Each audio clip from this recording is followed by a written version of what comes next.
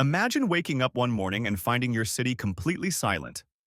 No streetcars clanging, no factories humming, and no offices buzzing with activity.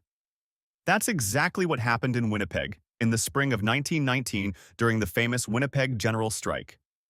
It was the largest strike in Canadian history and a defining moment in the fight for workers' rights. In this video, we're going to break down the strike step by step, from the events that sparked it to the dramatic and sometimes dangerous days that followed. Let's dive in and uncover the story of a city that came to a standstill to fight for fairness. Brought to you by Super Simple Sheets. From coast to coast, worksheets that work. Discover the full range of what we offer at supersimplesheets.com. Section 1. The Spark That Lit the Fire.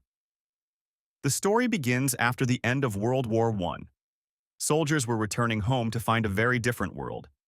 Jobs were scarce, wages were low, and working conditions were harsh. Meanwhile, prices for basic goods like food and clothing had skyrocketed.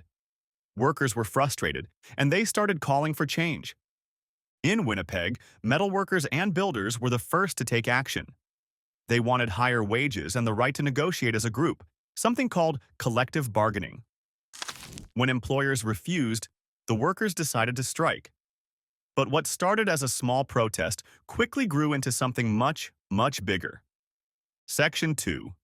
The strike begins. On May 15, 1919, Winnipeg went quiet. Over 30,000 workers walked off the job, and they weren't just factory workers. Streetcar operators, telephone workers, and even restaurant staff joined in. The strike wasn't just about wages anymore. It was about fairness for all workers. The city was brought to a standstill. Public transportation stopped, mail delivery halted, and businesses shut their doors. Even the police force sympathized with the workers and refused to break up the strike.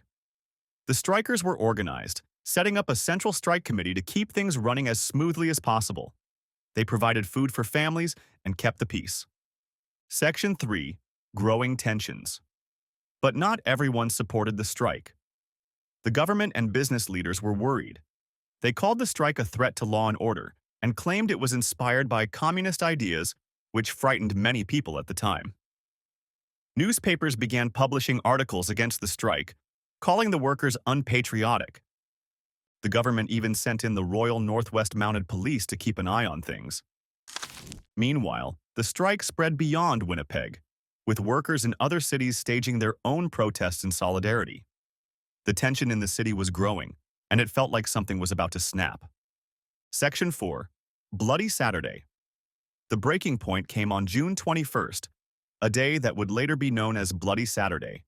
Thousands of strikers gathered in downtown Winnipeg for a peaceful rally.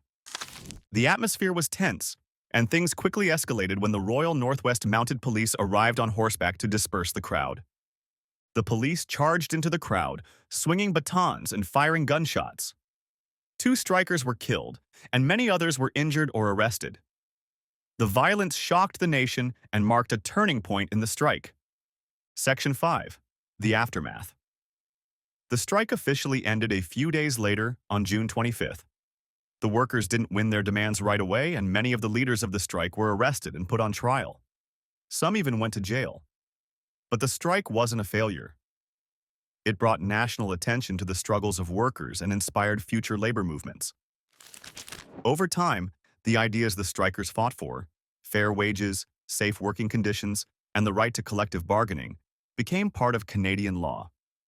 The Winnipeg General Strike showed the power of workers standing together and left a lasting legacy in Canada's history.